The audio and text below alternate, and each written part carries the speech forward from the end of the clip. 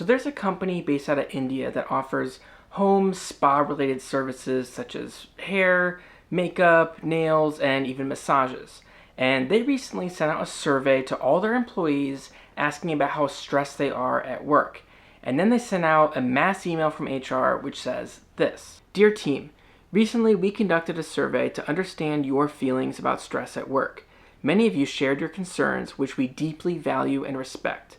As a company committed to fostering a healthy and supportive work environment, we have carefully considered the feedback. To ensure that no one remains stressed at work, we have made the difficult decision to part ways with employees who indicated significant stress. This decision is effective immediately, and impacted employees will receive further details separately. It's a little bit ironic because to think that they were stressed before, imagine how stressed they are now that they're unemployed. Now, this email was shared online and it went crazy viral. And as you can imagine, it got a lot of backlash. And so then the company decided to release this statement, which basically says that they're sorry and their team is like a family. By the way, big red flag, a company is never your family. A family loves you unconditionally. The relationship between a company and the employee is very conditional. They will let you go the second you become even a little inconvenient. So they go on to claim that this was a planned effort to highlight the serious issue of workplace stress, and that the employees weren't really fired and instead given a break so they can rest. Okay, let's break this down. This sounds so incredibly fishy. It really just sounds like they didn't expect this to go as viral as it did, and they didn't think they would get this much hate, and so now they're covering their ass. And so that's why they just kind of made something up and said, oh, it's just a social experiment. And by the way, I don't think this is the first time we've seen something like this. I can't remember the name off the top of my head, but I know that historically throughout YouTube,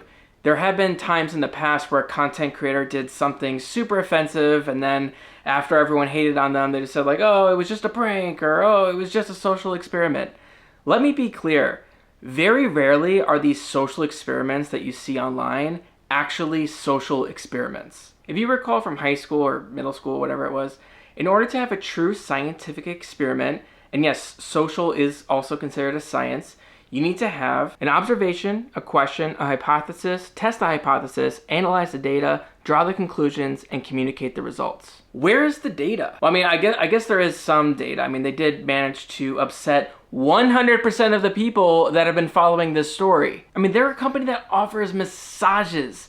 How incredibly easy would it have been to give the survey, find out people are stressed, and then offer them a complimentary massage? I can't help but think about the image that they're creating for themselves where, they're this company that offers these stress relief services, yet the people working for them are super stressed out. It kind of reminds me of when Zoom forced employees to stop working from home and go back to the office. I think this was an epic fail on the company's part, and I think this is a great reminder that despite whatever companies might say, at the end of the day, the large majority of them really care about profits and not the people that are working for them. So make sure you take that PT